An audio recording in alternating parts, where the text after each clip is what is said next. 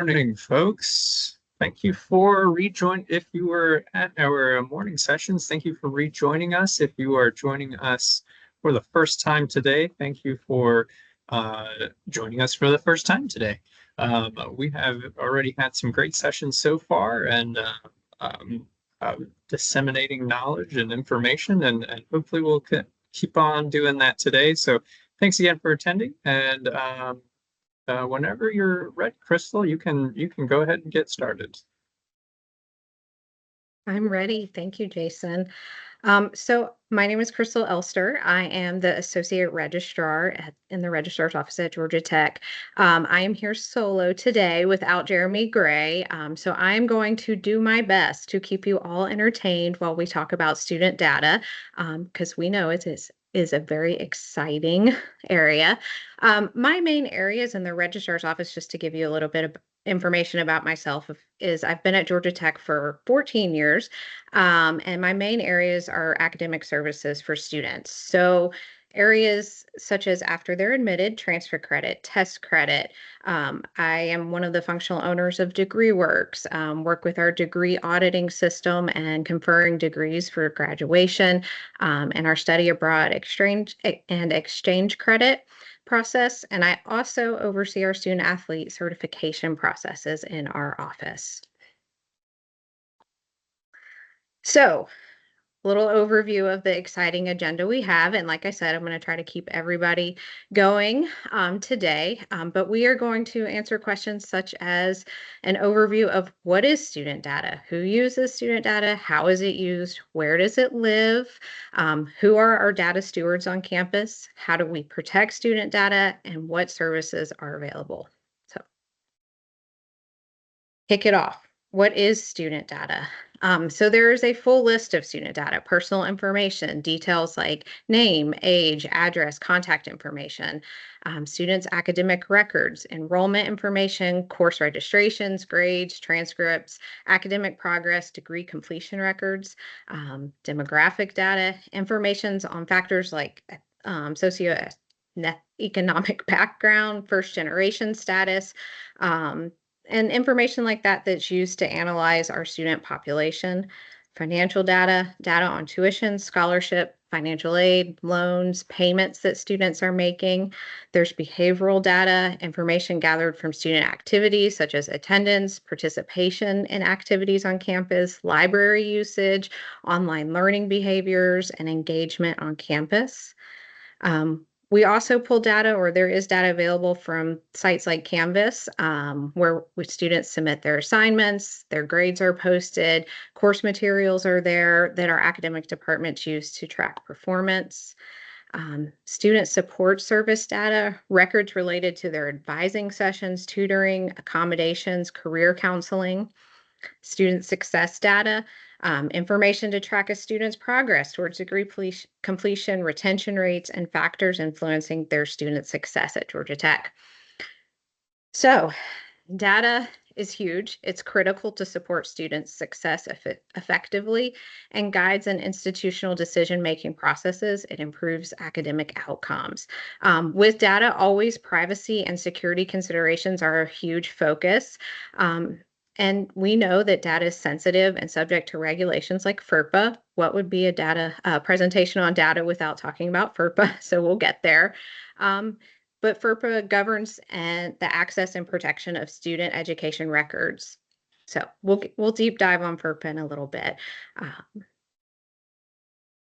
So just an overview on student data and who uses it on campus. And this list is in no order, but academic advisors on campus, they're using student data to monitor academic progress, identify students who need support, and offer personalized advice on their course plan on campus. Faculty, instructors, they access student data like attendance, grades, engagement metrics, things like that to help with teaching strategies and provide feedback to our students. Of course, registrar and other administrators. Registrars, we are using that student data to manage enrollment, maintain academic records, verify student degrees, and ensure that students are meeting those graduation requirements. Of course, we have institutional researchers, professionals. They are analyzing student data to gain insights into enrollment trends, retention rate, and program effectiveness. And I'm going to talk about a couple of things that we're doing in a little bit with our IRP and EDM group to identify some of these areas for student success. Um, of course, our financial aid offices, they're using data on students' backgrounds, their academic performance, their enrollment status. They're working with all that for the student eligibility for scholarships, grants, loans, things like that. Our student affairs and support services. So departments like housing, health services, career services, they're using data to see where students are, their major, their department, where they're searching for internships and things like that, and to help with students' overall well-being. Have to mention our IT departments in this list. Our IT teams are using the data on systems such as looking at login patterns, engagement to main technology infrastructure, enhance security, improve learning environments. Of course, governing agencies, accreditation bodies, we all know, they're requiring student data for compliance, funding, reporting for educational outcomes, and ensuring that we are meeting our regulatory standards. And then, of course, employers, internship coordinators, they're using data with permission to connect students with jobs to potential internship opportunities that align with their skills and academic achievements. At Georgia Tech, we work with Career Buzz to give that information and for our students to search those opportunities. And so we're going to talk a little bit more and go into a little more detail in the data protection and privacy section. So, an overview of where this where the data is used. Day to day in the registrar's office, like many other campus offices, we're serving students in person and virtually too. But the registrar's office is providing documentation of student attendance. We're working to enter transfer credit, test credit, so that it can become a part of the student's academic record. And the registrar's office is responsible for all student degree audits and collaboration with our academic units and that final degree conferral and maintaining that documentation. Um, so one of the things that we're working on with EDM, we've partnered with EDM, is looking a little bit closer about the data that we have in DegreeWorks right now. DegreeWorks is our degree auditing system. It has a ton of data. It shows what courses the student has taken, what they need left to graduate, and things like that. Most importantly, there is a degree percentage for every student. So a degree, how close students are to completing their degree at Georgia Tech. And we used to have this displayed for students so that they could see their degree percentage. And what we found was sometimes when students were early in their career, that percentage could be a little bit off. And I can't tell you how many times we had a student come in saying, why does it say I'm at 38% when really I should be at 39.2%? They had just analyzed their record down to that detail.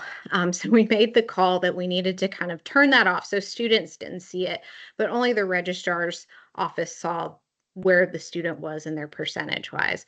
And we looked at it. So for a while, that was a number that only the registrar's office had access to.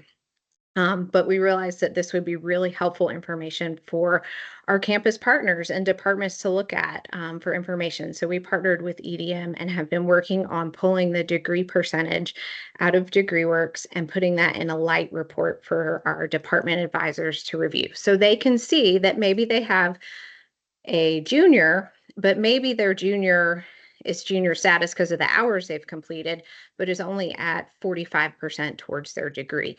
They can use that to kind of help with advising and guiding. And so we're still in early stages for this, but it's exciting ways that we're learning how to pull information that could be useful on campus to our campus partners out of DegreeWorks and have it available via a light report.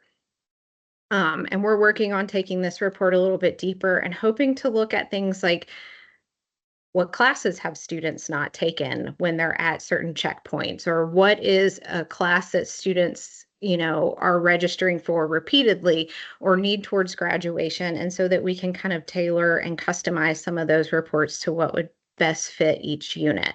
So we're still in early phases, but it is an exciting way of how we're using this data that we have at our fingertips right now.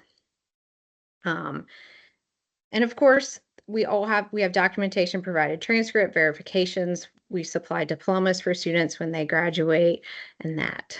And our academic units and advisors are using data daily with their student population.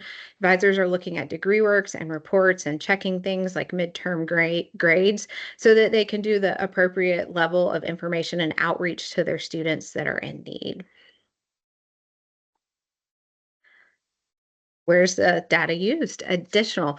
Um, so our administrative offices are using that information. And I want to kind of highlight a couple of things with high level planning and what we're looking at. But our administrative offices are looking high level, reviewing our degree programs, students' progress, student retention in those degree plans that they're in. Our recruiting, our admissions, and the same with transfer pathways. They're looking at students' enrollment, how long it takes them to complete degree, and of course, the number of students that are graduating.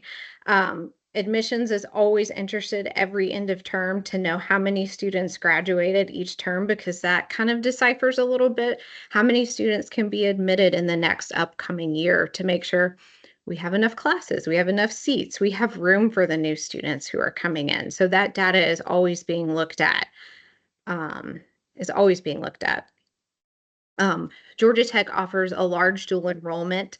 Our dual enrollment on campus is relatively small, but we have a large demand for the dual enrollment for distance learning classes. The data is going out to our high school students, and the courses are going out to our high school students, and the data is being analyzed to look at teaching, outcomes and grades, and what areas are most interested in these courses, and how we can reach them the best way possible.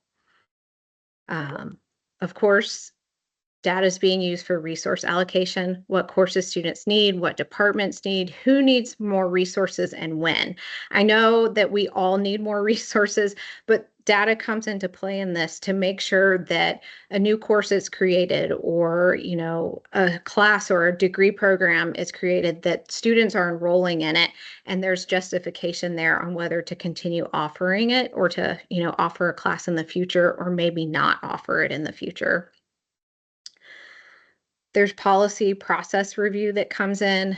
Always, data is always helpful for information for committees such as student regulations and institute curriculum committees. These committees meet regularly to discuss important policies that impact students. And they're always reviewing new course proposals, new degree proposals, degree modifications. And like I said in the previous one, data is important for those justifications to make sure there's students who are interested in that area. They're interested in the new minor, or they're interested in the new degree that's being proposed, to make sure that students enroll in the courses.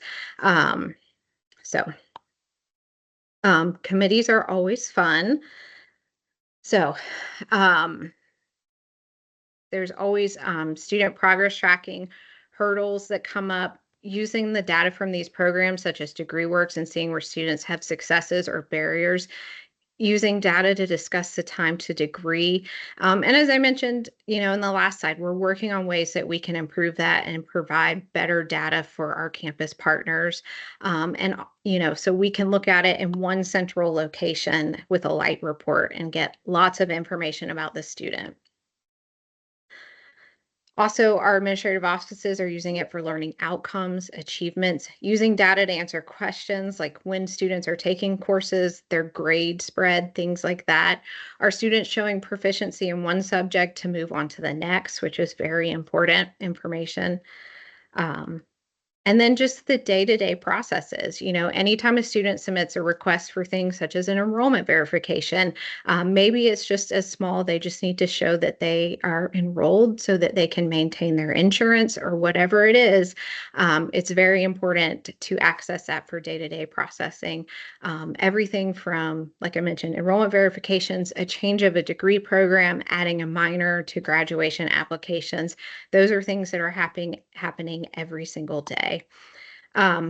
One area that we do give a lot of data this time of year, I want to bring up this example, is commencement. Our fall commencement is coming up, and we give the data for all students who've applied to graduate for the term to our advance office. They are looking at that data, and they have come up with an amazing formula that is mixed with prior RSVP data, the number of students, so that they can get the number of tickets that everyone is eligible for. And then I'm always astonished at how close their number is at predicting how many students will attend the ceremony.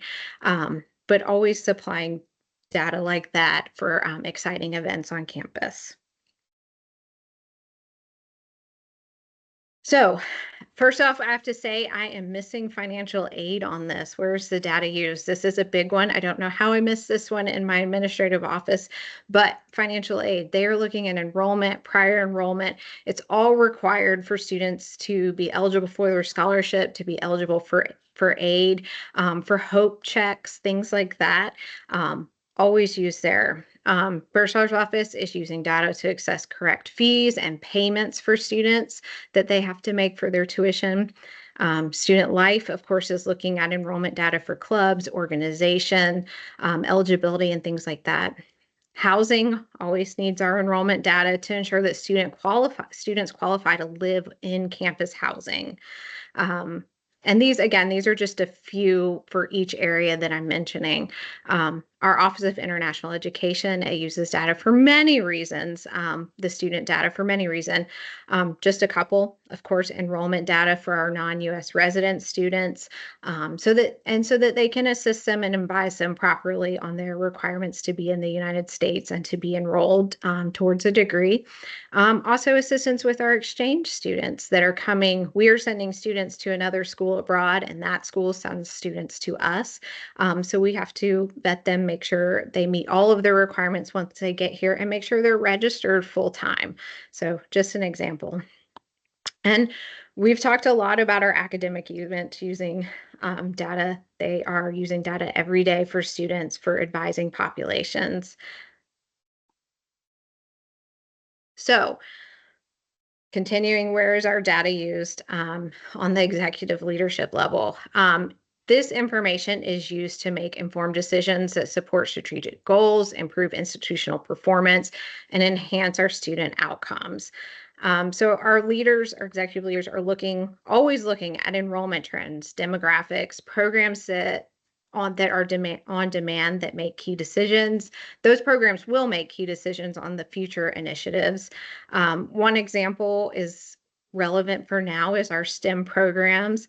I know there's a lot of degrees, a lot of investment in this area for STEM programs and new classes that are coming about.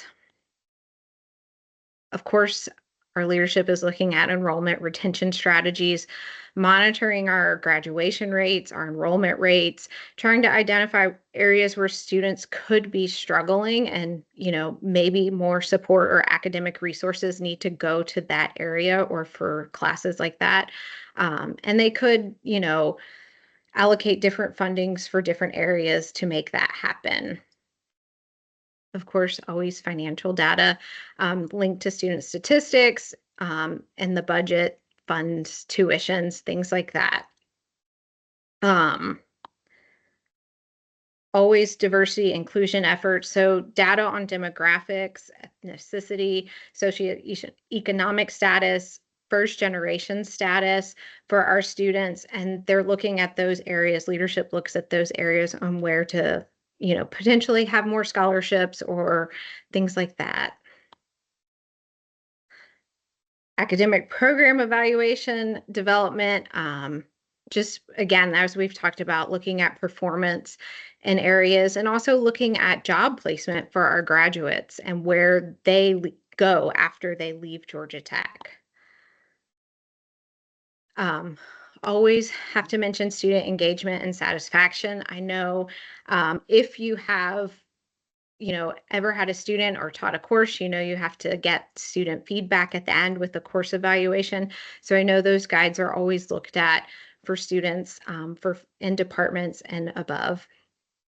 Of course, we have to maintain our accreditation and our compliance in areas. We have to meet certain metrics and standards by our accreditation body.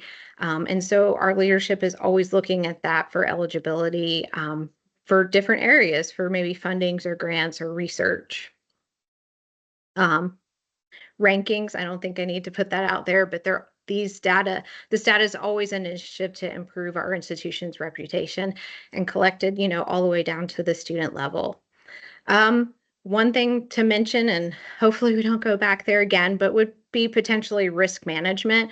So, think back 2019, 2020, how can we plan for the future if a pandemic or other emergency was to arise? So I think we've learned a lot from, the pandemic in 2020 and going forward, and how to, teach classes online or flip classes to a different, teaching instruction if we had to do that. But one of those things that data is used for from that time. And then, of course, alumni engagement. Our alumni office is using data, with career outcomes, where students go, like I mentioned, after they leave Georgia Tech, and, trying to get those students to give back to the institution, or, do things with our currently enrolled students, like mentoring and stuff like that. All right. Where is our data housed? Currently, our data is housed in Banner, which is our student information system. So once students are admitted to GT, their information is loaded into Banner via an Axiom process from Slate. I will talk a little bit more about Slate on the next slide. And then progress is tracked via degree percentage for every student via their degree audit. And one of the, things about our information is it is loaded every night. It is updated every single night into DegreeWorks for students. I wish, especially, if there's any advisors or anyone listening on that side, I wish that we had a way that the information could be loaded live. So if a student added courses or dropped a course, it would update automatically, other than an overnight refresh. But with growing enrollment and demands on our student information system, it is a nightly refresh. It works. I just wish sometimes during registration we could have a little bit more frequent updates, but maybe down the road. So, Slate. Slate is a very popular system that our admissions office uses, and a lot of other admissions office uses. I use Slate almost every day, working with transfer students and new students to kind of look up their record when answering questions and things like that. It has some really good features, but everything, when a student applies to Georgia Tech, undergrad or graduate, they're applying through Slate. All of their information, transcripts, letters of recommendation, high school transcripts, anything in the student record that's required for admission goes to Slate. Once a student is admitted to Georgia Tech, that data is then pushed to Banner and pushed to our imaging system. So we're not pushing every single student that did not meet admission requirements or didn't get admission requirements. We're only moving the students that did receive an offer into our student information system. So Banner imaging, that is where we house all of our transcripts. Like I said, mission records, anything a student does while they're at Georgia Tech goes into their Banner imaging record. So if they do a degree program change, they add a minor, if they're a graduate student and they have a doctoral minor or some type of enrollment waiver, all of that information is moved into our Banner imaging site.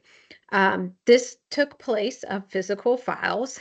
Now, I don't know, some people love paper. I do not love paper, but I work in the registrar's office, so we do still have some paper. It is not like it was. I do remember, 14 years ago starting, there used to be a lot of filing cabinets and a huge project to image documents and things like that. Thankfully, those days are, for the most part, over, and the need to image documents has greatly decreased because we are using more documents that are already digital, coming out of DocuSign, things like that, that you can just drag over to the student's imaging record and you don't need a scanner. And then there's things such as the final degree audit, a VA, Veterans Affairs audit, or an athletic audit that can be batch exported and moved into the student's imaging record when we create it. So, our data sources, functional data sources. Light has a ton of custom reports that have been written and are geared towards specific users and needs. For example, the report that I've talked about that we're working with the EDM team right now, the student enrollment list generator, now has student degree percentage and application dates on there. And like I mentioned before, this has been a big step for us and a big jump for us to have this information in one spot. Previously, this information was, you would have to run 3 or 4 reports and combine them, separate reports, and combine them to get this all in one place. So we're working on improving the light report that we've made and creating more with that level of detail for our department users. GT reports, it is an older system, but it's still used. I overheard someone say the other day that GT reports was the dinosaur of reports. But it's still kicking and it's still widely used on campus. Changes are not as easy to make in this system because they are, I believe, written on a crystal format. And this is why we're kind of moving our reports and things over to Light because it is a much easier system to use and maintain. Other sources that we have. These data sources are functional because they provide data tailored for a specific purpose and making them essential for targeted reporting, analysis, and real-time decision making that they serve. A couple of third-party systems, I put Canvas on here where our students have their turn-in assignments and things like that. Their grades are posted there as well. We also have National Student Clearinghouse that comes to mind. This is where we are reporting data on a schedule to the National Student Clearinghouse so that students, you know, if there's an enrollment verification, they can go that route. But also when they graduate, anytime they're doing a degree verification, that goes through National Student Clearinghouse to review that their record is updated. Another site is the NCAA site for our athletic certification or the Veterans Affairs site. While there is not an automatic data load feed, sadly, there is a team for each area, and we are adding data to this site manually so that we can maintain compliance with the NCAA and the federal government with our veterans that receive VA benefits. So what we're doing there is every term we're putting in information such as the student's attempted hours, their earned hours, GPA. So we have that in a third-party system. There's other specific databases. I know some departments use like a local check-in system or email group and things like that that the data is used for. So our data governments and data stewards, especially at Georgia Tech, is responsible for managing, overseeing our data at Georgia Tech and ensure it's accurate, accessible, consistent, and secure. Our data stewards play an important role in managing student data and to ensure that we have quality, governance, security, compliance, accessibility, and document management. I think I got them all. So to have all of that, we have data stewards just to kind of give a local example for the registrar's office. Anytime a new employee is hired, they have to receive FERPA training. And once FERPA is completed, an access request is submitted typically to the registrar's office. Depending on the unit, depending on the employee and what level of access they need, there is a data steward from each office that I've listed that would approve if that person need it. So for example, as a registrar user, I also need access to undergraduate admissions files so that we can enter transfer credit, so that we can see test credit that the student had. So registrar data steward would not have the authorization to approve that request. They would have to submit a request to the undergraduate admission data steward to approve that Crystal Elster can receive access to the admission files. So we have a process in place that does that once a new employee is FERPA compliant, that goes through that when they request access. We also do routine access verification currently. Just local example with me. I'm working on our biannual DegreeWorks user review, and I'm asking all of our designated user requesters to verify that their employees need access to DegreeWorks. This has been a really interesting process that we've had, because we have in place, as soon as an employee on campus either changes jobs or leaves Georgia Tech, that their access is immediately, well, automatically terminated that night. So sometimes we run into a few struggles here and there where an employee maybe works in the registrar's office but goes to an academic unit and they lose access. So they do have to submit a new request with their designated user requester in their department. Once we get that, we reactivate their access. But this is just kind of an example of how we're reviewing who has access to student data and what. And we do, when we send out, we give departments 2 weeks to review their users when it comes to DegreeWorks. I know there's a little bit of a different process with Banner, but we give our users 2 weeks. And if we don't have a response from that designated user in 2 weeks, they get a follow-up email from me where I tell them they have 48 hours or we have to remove access from their employees. Normally, that gets people moving so that they can verify that user access request. So again, like I mentioned at the beginning, what would a data presentation be without a little bit of FERPA information in here? If you don't know, but I'm pretty sure you all do, FERPA is a U.S. federal law that protects the privacy of student education records, gives students right to access their own education records, and limits the disclosure of those records without student consent. So FERPA applies to all educational institutions that receive federal funding to ensure that student information remains private and secure. So I want to give a recent example from the University System of Georgia. There was an update recently sent to all USG institutions that mandates the set of directory information. So directory information is the information that can be released without a student's consent unless the student has requested to be a confidential student. The University System of Georgia is constantly evaluating those policies to ensure safety and security of our student information.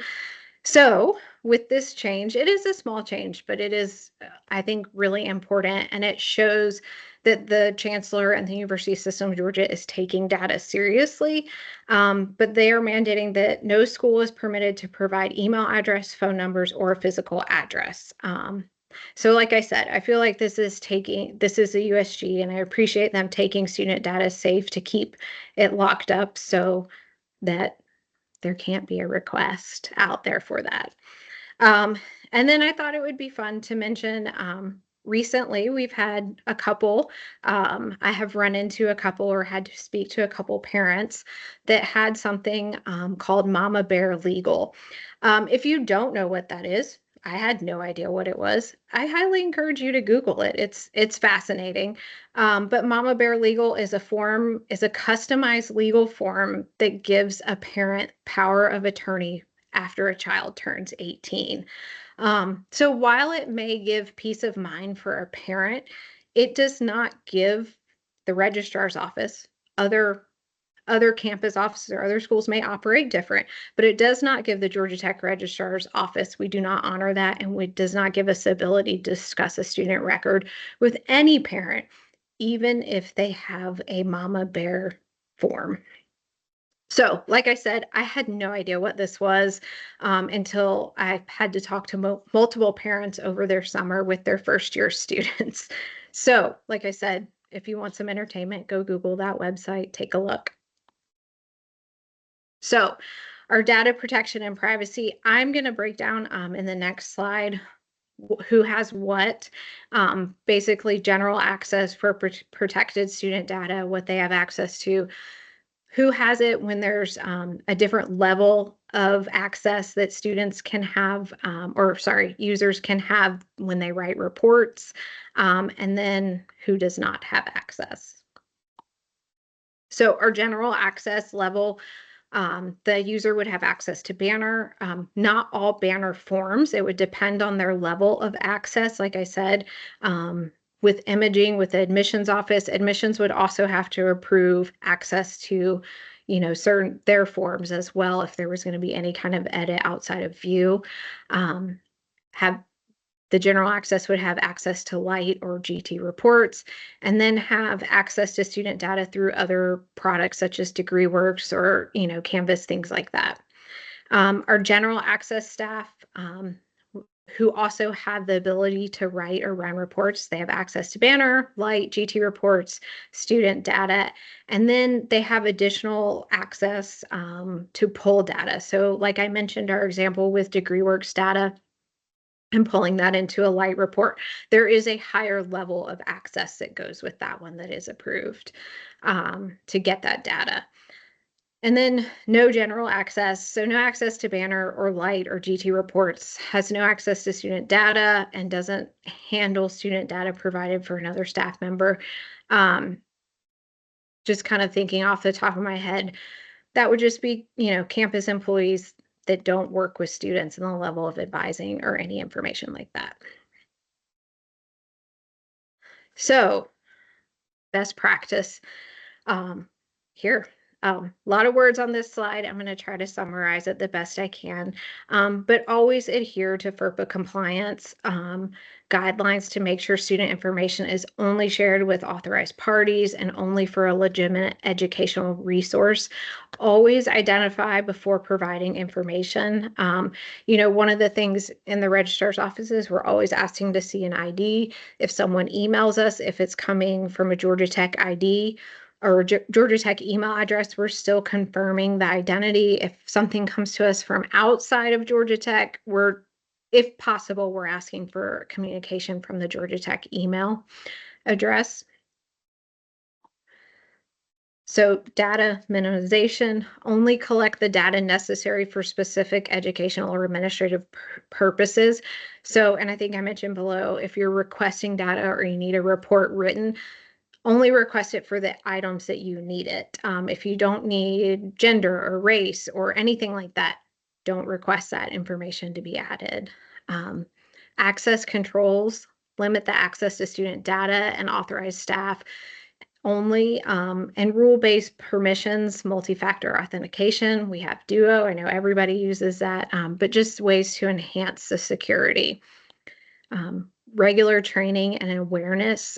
In the registrar's office, we offer training anytime anyone asks. We will schedule training for you to work with your department, either virtually or in person.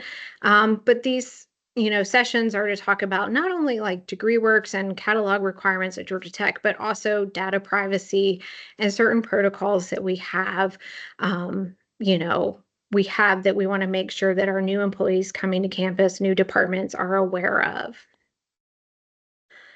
Data retention policies. We have a policy for this. We also, our University System of Georgia has a comprehensive list or a document online that lists our data retention policies and how many years. I frequent this website when I'm looking up NCAA policies or VA policies, things like that, where we have files that have a lot more student data in it and what our retention policy is. Georgia Tech, we have the ability, our computer screens, I believe, will lock after 1 minute, but always a good practice to make sure if your area has student information or you have that, don't leave it unattended.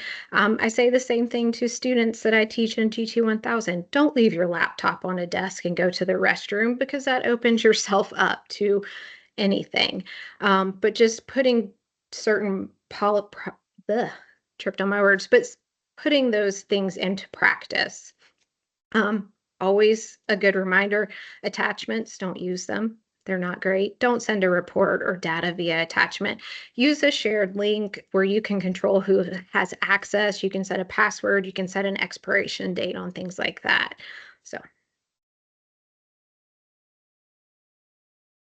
So I am almost done. This is the last slide. I have talked a lot. I think there's 2 questions in there that I'll get to.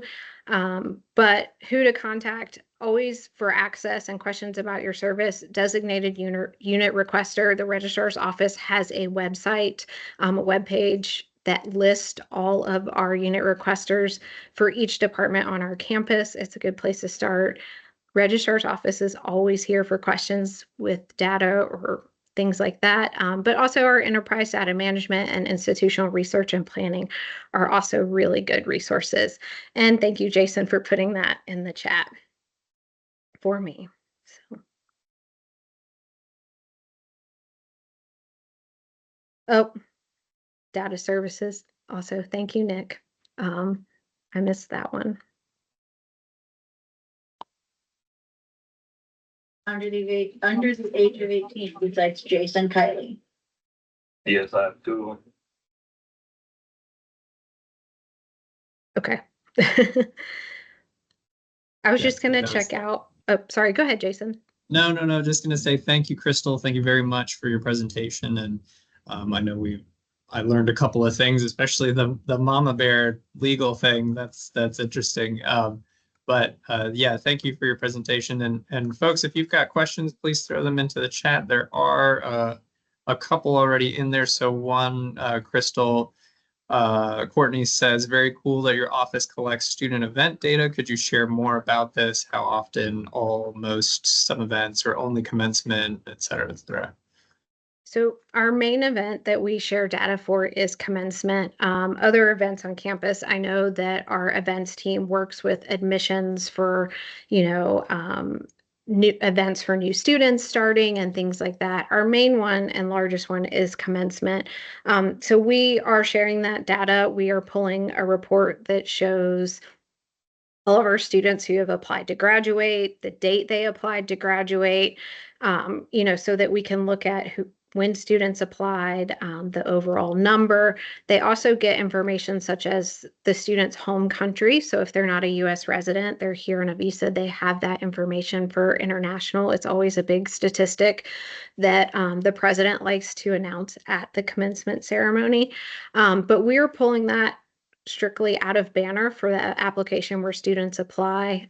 Right now it is just a SQL report. My hope would be to get it moved over to maybe a light report that our events team could run and then just ask us questions. But that is the main one. We also have that report set to exclude confidential students. So any student who has marked themselves as confidential wouldn't be included on that main report. We do kind of a communication tag team with our events office to privately email the students who are private or confidential in the system to see how they want to attend, what their level of comfort is. Sometimes you can have a confidential student who wants to be in the commencement program. You never know. So we kind of deal with those on one-off situations. I hope that answered the question.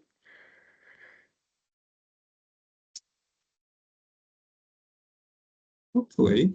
Thanks, Crystal. There's one more question in here from Misty. Is there a system you have for users to request access to the data?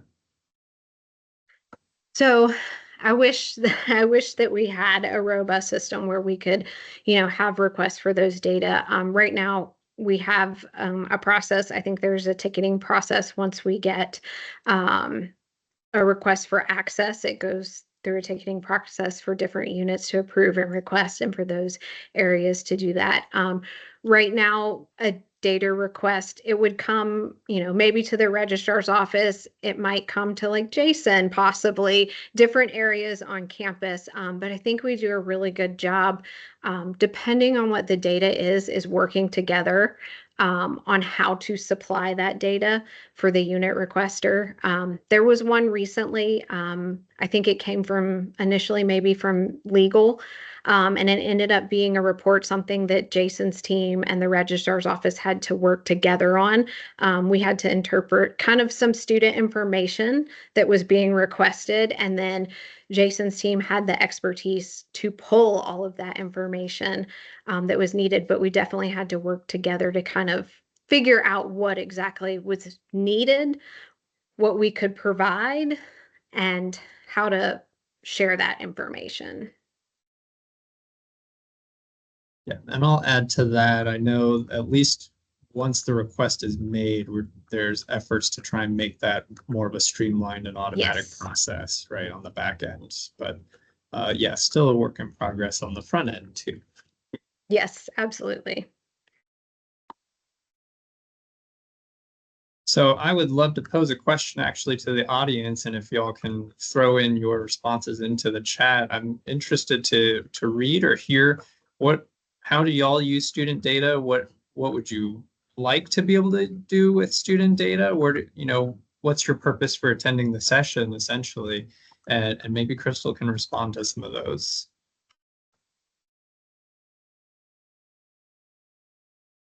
And so as we wait for some folks to maybe put in some of their thoughts and their thoughts around student data, I'll just add in that, as Crystal mentioned, we do work IRP works closely with the registrar's office. Data services works very closely with the registrar's office, and so we're all very collaborative. So it's not that if you want student data, you only go to Crystal or you only go to Jeremy. You can certainly request data from IRP or data services or the self-service analytics that are available.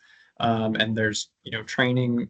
All of us are familiar with those systems, and we can certainly help you learn how to use it or figure out how to access it.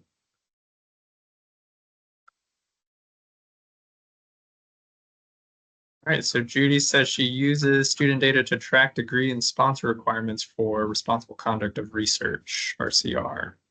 Yeah, so responsible conduct of research, all of our students, and Judy, feel free to correct me, all of our doctoral students have to take it, and I believe all of our master students have to take, I think it is a class and an online component that they have to take.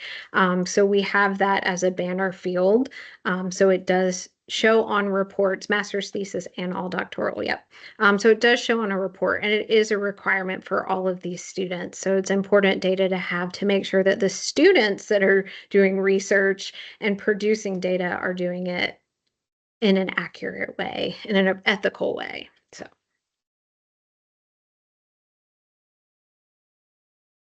Looks like there is a question from Kamara. Is there a way we could access student data that shows how many student employees we have here at GT?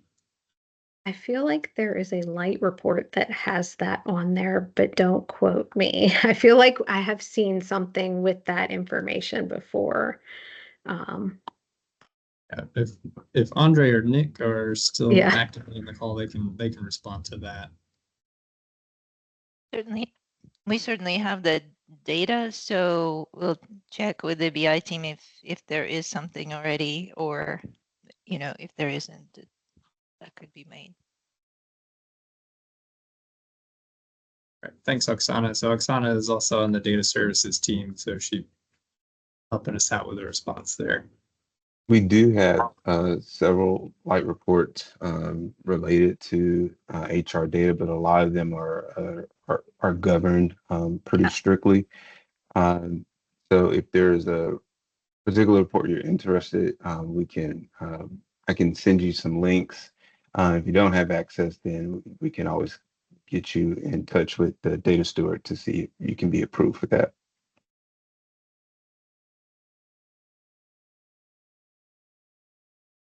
Yeah, it's a good use case, good question too.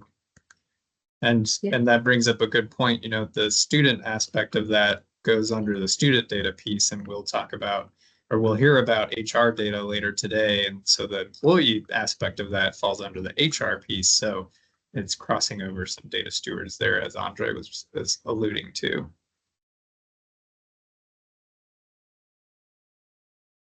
Yes, and I encourage anyone to check light and to look at the reports out there that you do have access to, because there's a lot of good information out there that can be found. And like I mentioned before, some of the reports that we're trying to work on with GT reports, you would have to run 1 or 2 reports and combine them to get the data. So hopefully we can continue our partnership and working to get some of this in so we can have one report that can be helpful for you for populations when needed.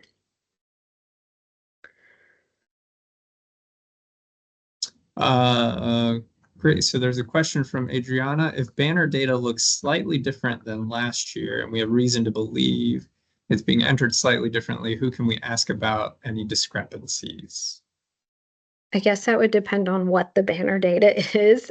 If it is a course or a section, that would be the registrar's office. If something's not, looking right from banner to DegreeWorks, registrar's office. I think I would kind of need a little more information on that one. But as always, feel free to reach out. I'm happy to reach out. If you want to reach out to me directly, I can probably get you in the right person's hands if it's not my office. Yeah, that sounds like a great follow-up question. Oh, yes, campus code. Yep, reach out. Feel free to reach out to me. Excellent. Okay, so Mitsuko asks, will the replay of this be made available along with the slides? Yes, we are recording all the sessions, and then those will, just like with previous data days, those will be made available. And it looks like Crystal Judy is also saying sometimes admit type is blank. So it shouldn't be, but we can. That would probably graduate education. We'd need to talk about maybe an issue with Slate to banner, possibly the load, but we can take a look. Excellent. Okay. And Justin Boone, thank you for the suggestion there. It looks like there's a few reports in Light that if you search in the search bar for employment, one of those dashboards might be useful, might be helpful for folks. So definitely if you are not aware of Light or you don't really dabble in Light very often, there are a lot of reports in there, and that handy dandy search bar will help you find some based on some keywords. So okay, any more questions from anybody or any thoughts or input on how you use student data on campus or how you would like to use student data?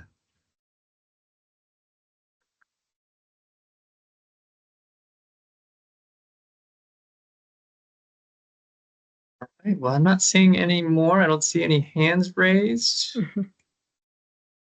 Thank you, Kenji. And thanks, Nick. Nick has put the short link for this survey that you see on the screen right now.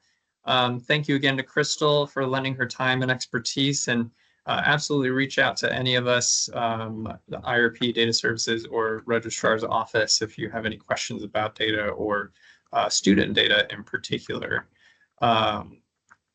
Please definitely do fill out the survey and provide us with some feedback so we can improve these sessions for future use. And we want to make sure that the data is available to campus so that y'all can do your jobs and make the decisions that you need to make, right?